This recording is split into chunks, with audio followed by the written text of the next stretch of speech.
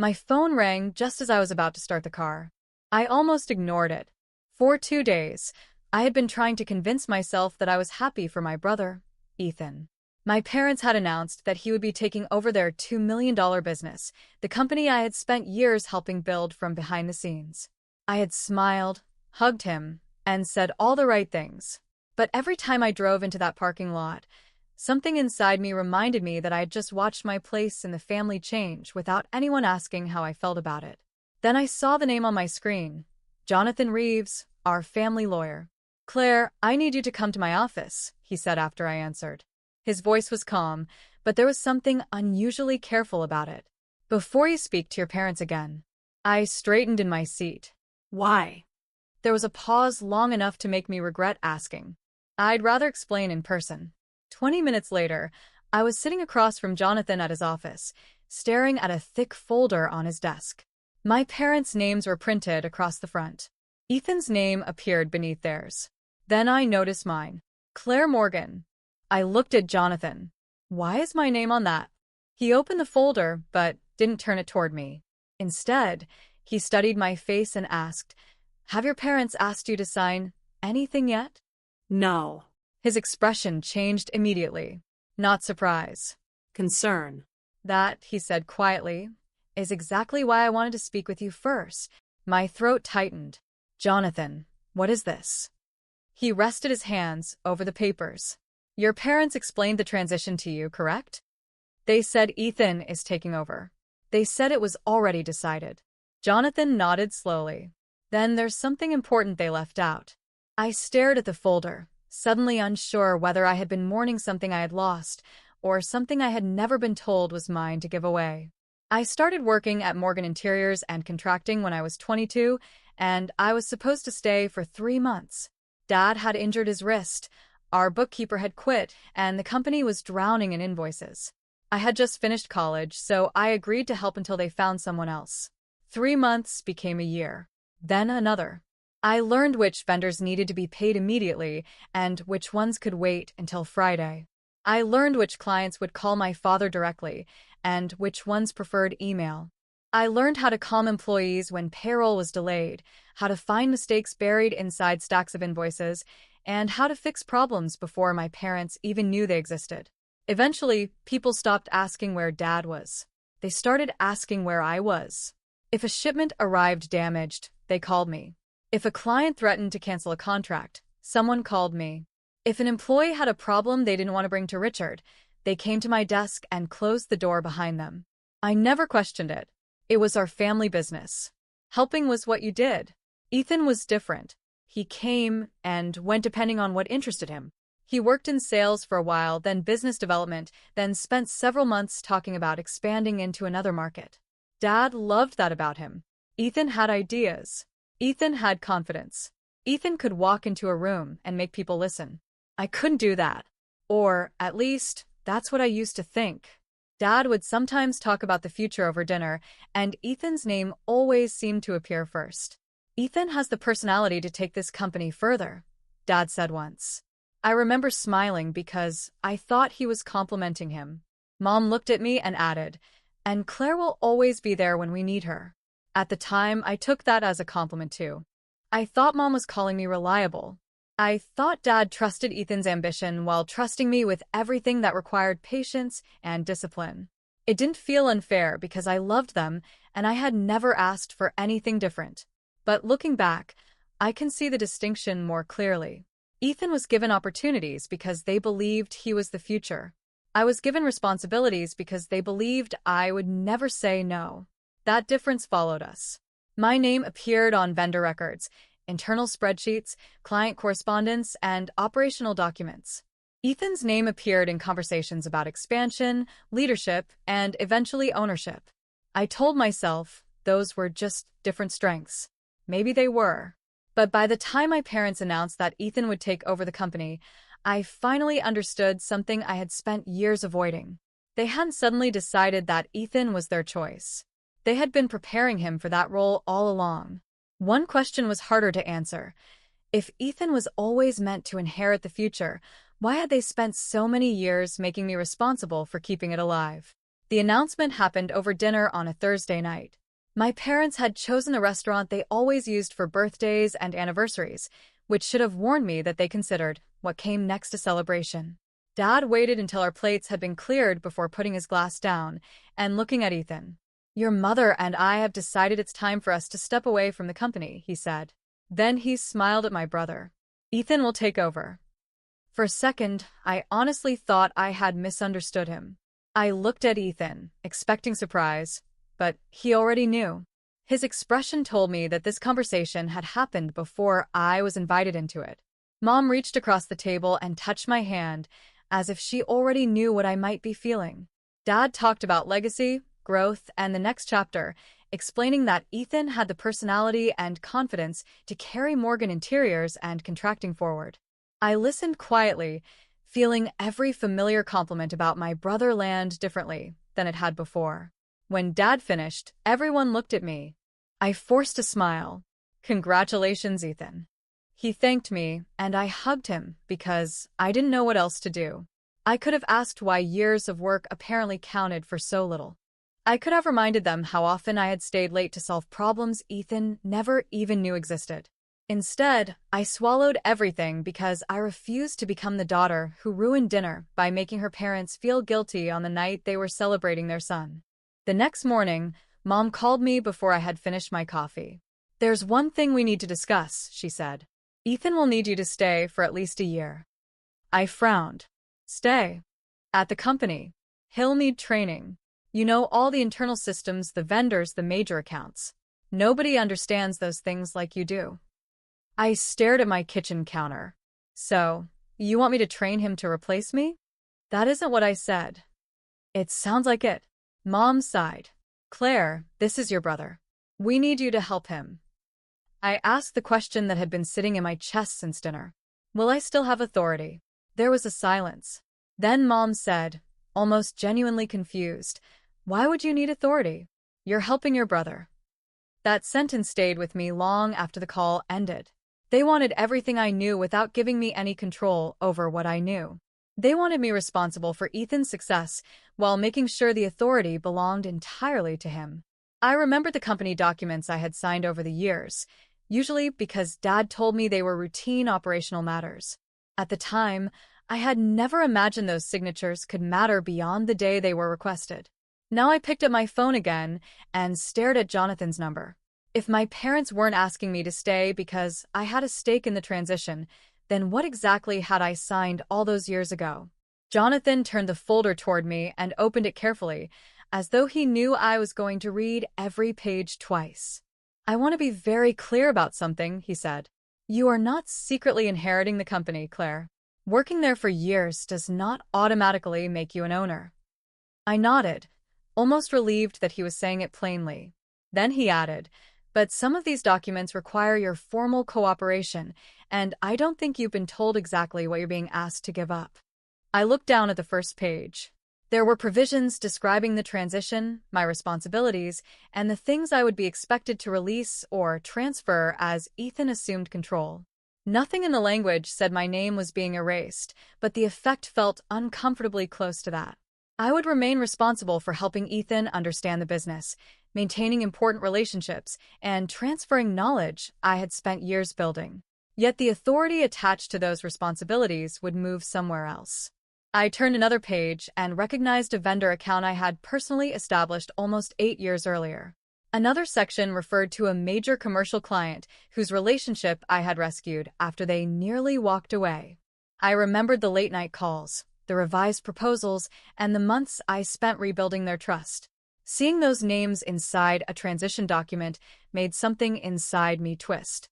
They weren't just accounts to me.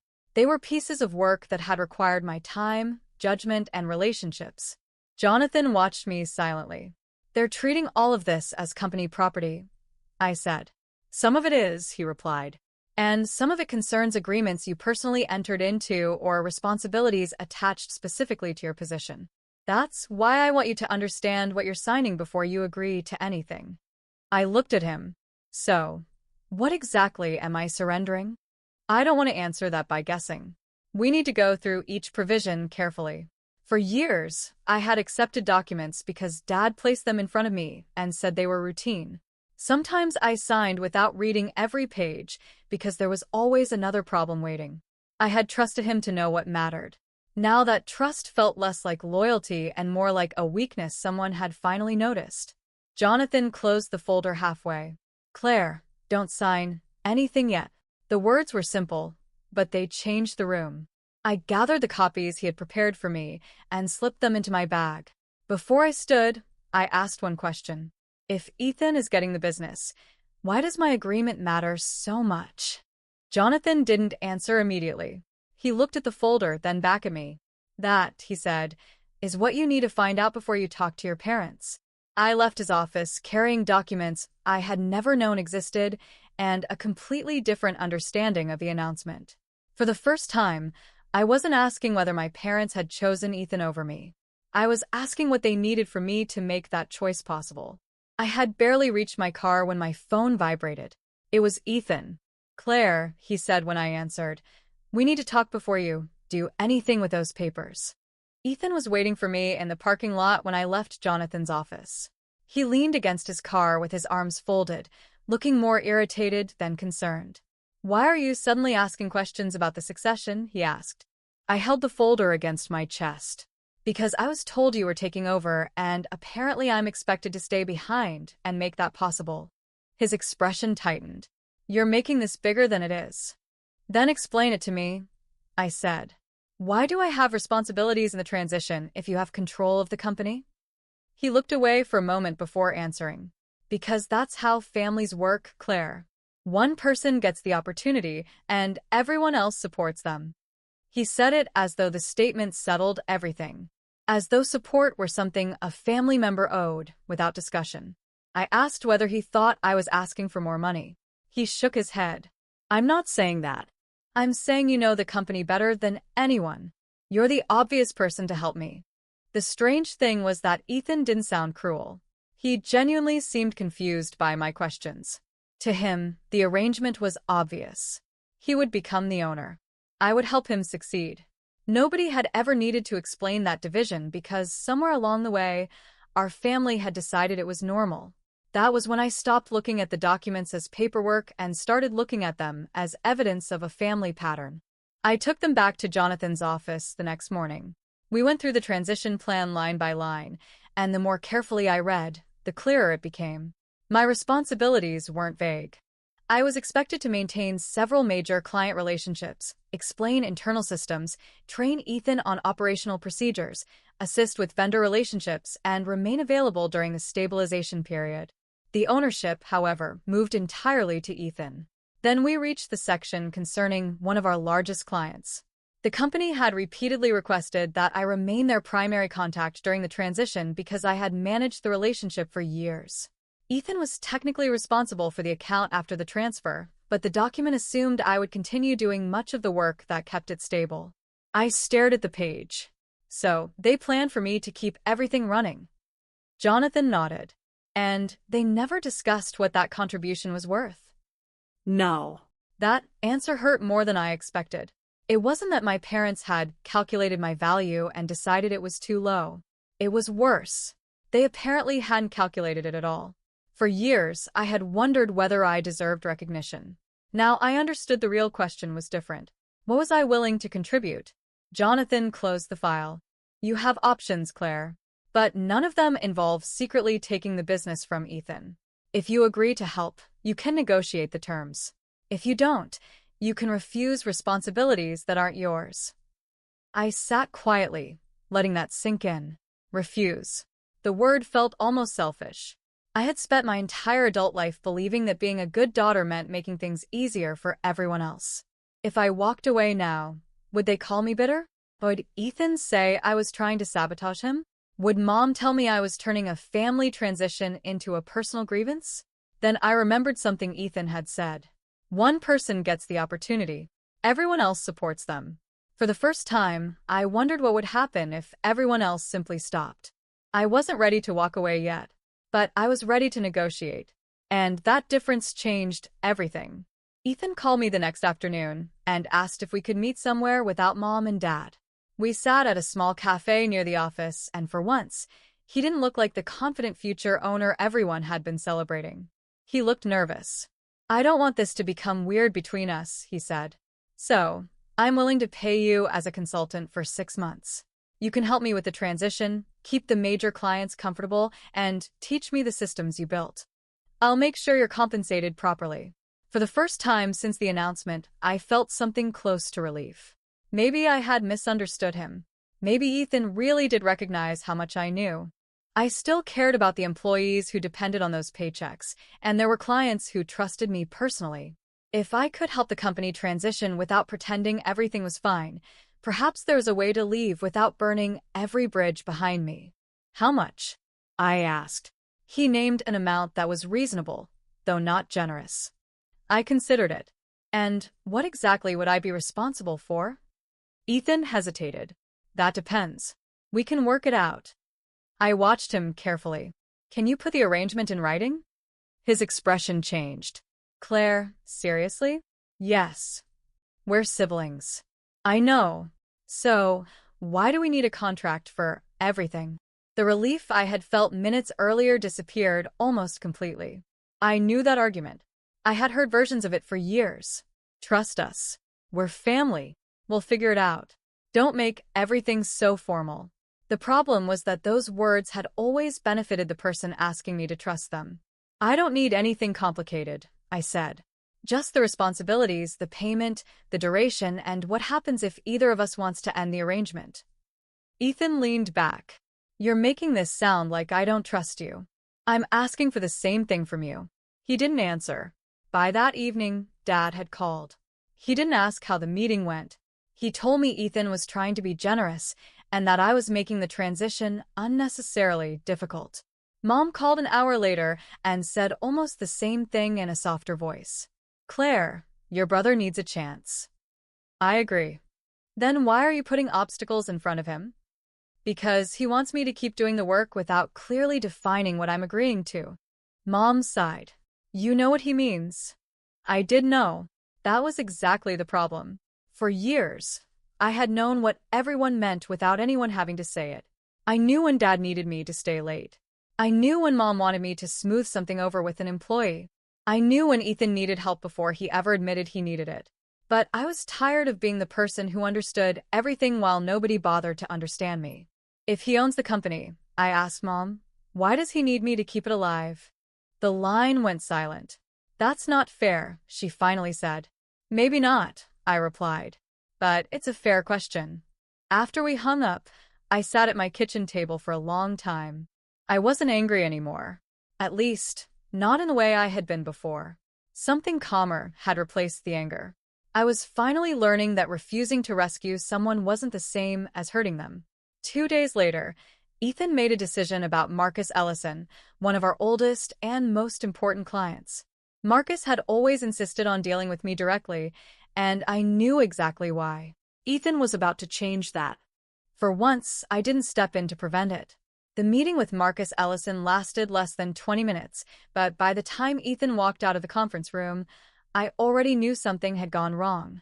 Marcus had been one of our most valuable clients for years, and he had always been particular about deadlines, communication, and the people handling his projects.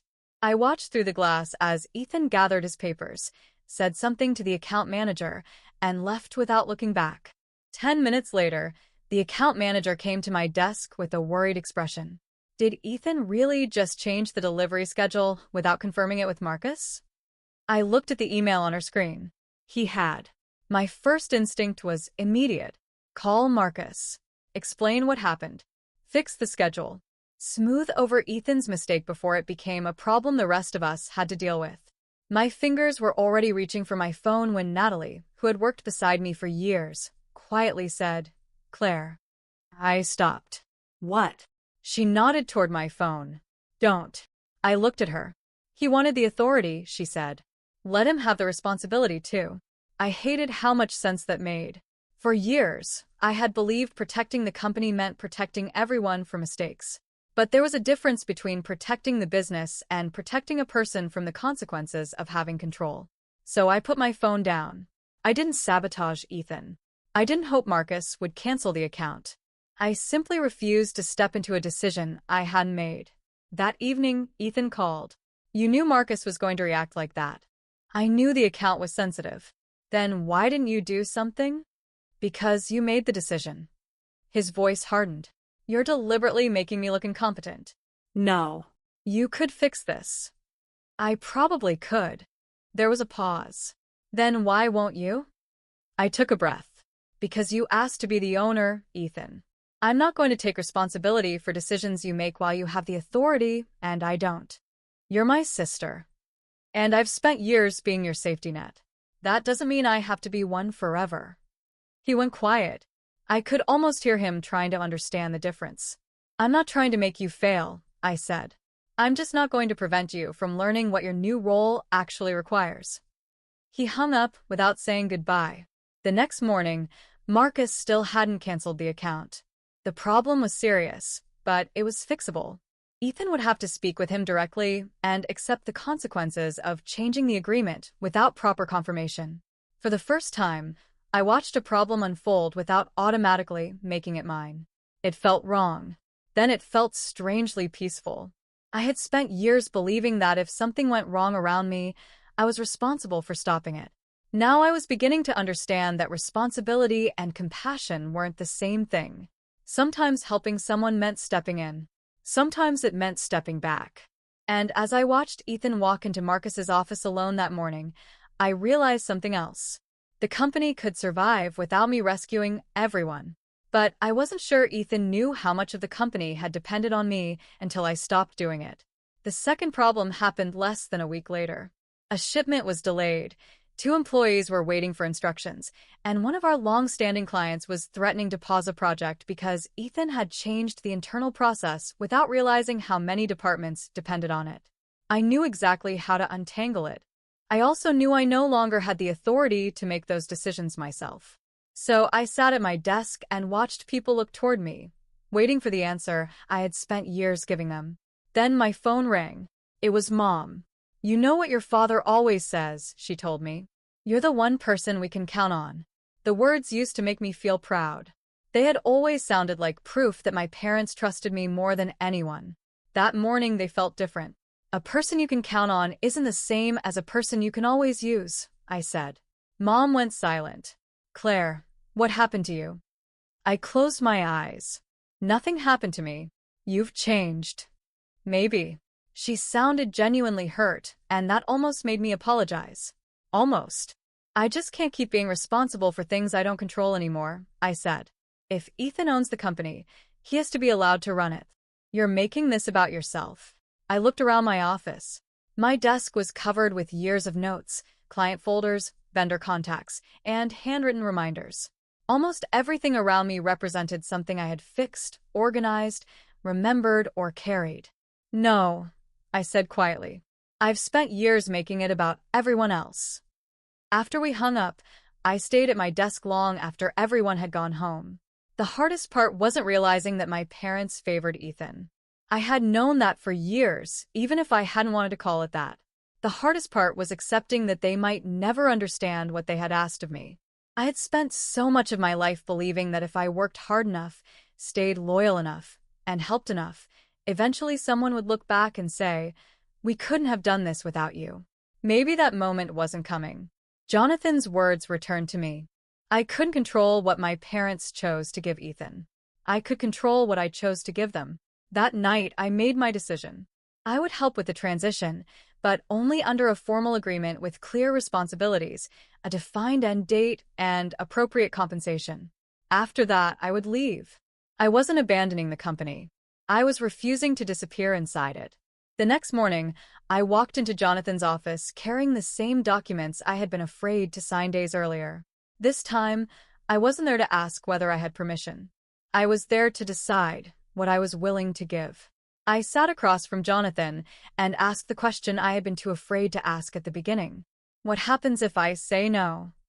He didn't answer immediately. Instead, he reminded me that I couldn't simply claim the company because I had worked there for years, and I couldn't force my parents to give me ownership.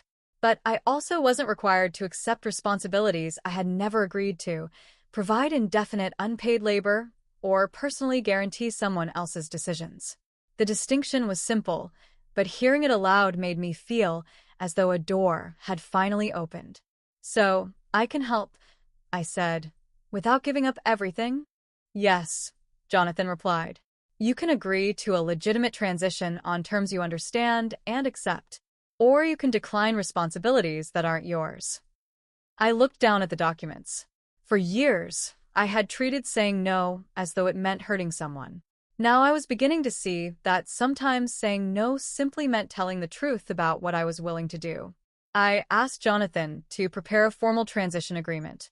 Every responsibility would be listed. The transition period would have a definite end date.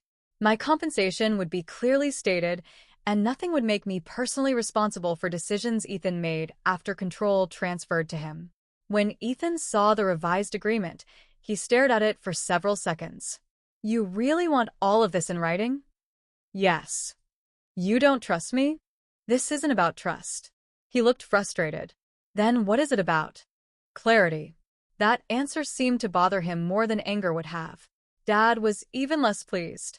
He called the agreement unnecessary and said I was turning a family matter into a business transaction. I reminded him that the family had already turned it into a business transaction when they transferred ownership of a $2 million company. Nobody had an immediate answer to that. For the first time, I wasn't fighting for a larger piece of the company. I wasn't trying to prove that I deserved what Ethan was receiving. I wasn't even asking my parents to admit that they had treated us differently. I was simply deciding what I would and wouldn't do. That distinction gave me a strange kind of peace. Ethan eventually signed his portion. Dad signed. Mom signed. And when the final copy reached me, I read every page before putting my name on it. 6 months. Defined responsibilities. Defined compensation. No personal guarantees. No indefinite obligation. My signature no longer felt like surrender. It felt like a boundary. Then Dad called and said there was one final meeting before the transition became official. "Everyone needs to be there," he said. I knew what that meant. My parents were finally going to hear from me what the daughter they could always count on had decided she could no longer give. The final meeting took place in Jonathan's conference room on a gray Monday morning. Dad sat beside Mom, Ethan across from them, and I took the chair at the end of the table. Jonathan placed the agreement in front of everyone and explained each section calmly, keeping the conversation focused on responsibilities, compensation, and the 6-month transition. But the longer we sat there, the clearer it became that the papers were only the surface of a conversation our family had avoided for 15 years. Ethan finally looked at me. "You're punishing me because they chose me." I shook my head. "I'm not angry because you were chosen." "Then what is this?" "I'm angry because everyone decided that after you received the business, I would keep carrying the part that made it work." Dad shifted in his chair. "That's not what we intended, but that's what happened." He looked down at the agreement. "I always believed you would help. You never failed us." There it was, the sentence I had spent years wanting to hear and suddenly wished I had never heard. Mom spoke softly. "We thought you understood that Ethan needed the opportunity more." "I understood that he was your priority," I said. "What I never understood was why that meant I had to become invisible." Nobody spoke. For once, I didn't feel the urge to fill the silence. Dad finally looked at me. His expression had changed. "I suppose I thought you didn't need recognition." My throat tightened, but I kept my voice steady. Not asking for it was never the same as not wanting it. He looked away. I could see him remembering things. Late nights, client calls, payroll problems. Every time he had said, "Claire can handle it."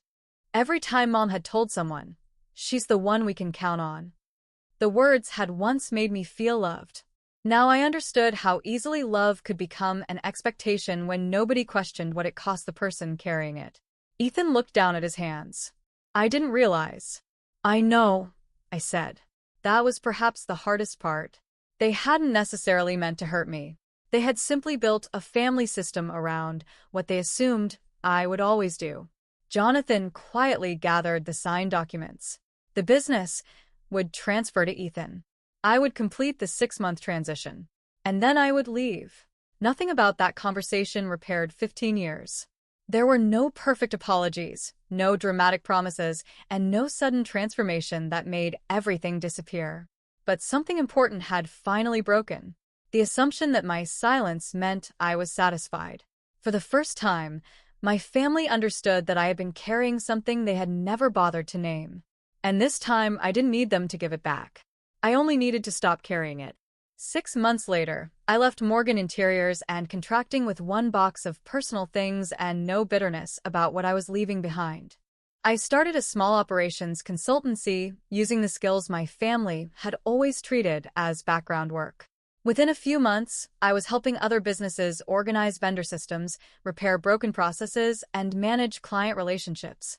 The strange part was realizing that the things I had once considered invisible were exactly the things people were willing to pay me for. Ethan remained in charge of the family business. Our relationship was still complicated, but it was more honest than it had ever been. One afternoon, he admitted something I hadn't expected to hear. He said he had underestimated how much I did because he had never been forced to notice it. I appreciated the honesty without needing it to erase everything that had happened. My parents were harder. They still slipped into old habits sometimes. Mom would call and ask if I could just take a quick look at something, or Dad would casually mention a problem at the company as though I might naturally step back into the role I had left. The difference was that I no longer heard those requests as tests of whether I loved them. Sometimes I helped. Sometimes I didn't. And neither answer required an apology. For years, I had believed that leaving meant admitting those 15 years had been a mistake. Eventually, I understood the opposite was true. Those years had taught me how businesses worked, how people negotiated, how problems were solved, and, perhaps most importantly, how much I was capable of carrying. I just didn't have to carry it for everyone else anymore. I still think about the sentence my parents repeated throughout my childhood. "We can always count on you." For a long time, I thought that meant I was loved because I was useful. Now I understand something different. Being dependable is a strength. It just shouldn't be the price of being seen. I used to think the hardest part was losing a business I had spent 15 years helping build. It wasn't. The hardest part was realizing my family had mistaken my silence for agreement. I don't regret those years. They showed me what I could do, even when nobody bothered to name it. But I finally understood that love doesn't require endless sacrifice. I can be generous without being endlessly available. I can support people without carrying their responsibilities. And I can love my family without surrendering the boundaries I worked so hard to find. For years, they said, "We can count on you." I thought that meant I was valued. Now I know it simply meant they knew I would say yes. The lawyer's call never revealed that I secretly owned my family's business. It revealed something much more important. I had a choice. For the first time, I was deciding what happened to my own life. And maybe that's what silence was supposed to become, not agreement, not surrender, but the quiet moment before you finally decide, this part is mine.